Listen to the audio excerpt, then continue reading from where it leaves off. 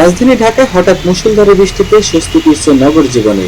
কয়েকদিনে ভ্যাপসা গরম ও অস্বস্তিকর আবহাওয়ার পর আজ দুপুর থেকে রাজধানীর বিভিন্ন এলাকায় শুরু হয় ভারী বৃষ্টিপাত। কোথাও কোথাও দমকা হাওয়া বয়ে গেছে। বৃষ্টির কারণে রাজধানীর কয়েকটি সড়কে ধীরগতির যান চলাচল এবং কিছু এলাকায় সাময়িক জলাবদ্ধতারও সৃষ্টি হয়েছে।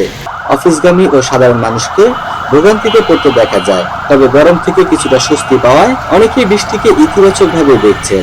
এদিকে বাংলাদেশ আবহাওয়া অধিদপ্তর জানিয়েছে, দেশের বিভিন্ন অঞ্চলে বৃষ্টি ও বজ্রবৃষ্টির প্রবণতা অব্যাহত থাকতে পারে।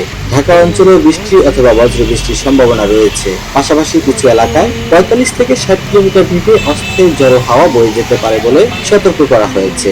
আবহাওয়াবিদদের মতে, লঘুচাপের প্রভাব এবং মৌসুমী বায়ুর সক্রিয়তার কারণে বৃষ্টিপাতের এই প্রবণতা দেখা যাচ্ছে।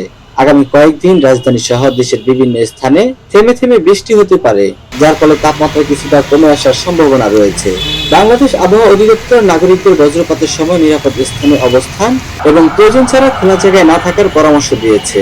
রাজধানীতে মুষলধারে বৃষ্টির এই ধারা কতদিন স্থায়ী হয় সেদিকে নজর রাখছে আবহাওয়া অধিদপ্তর।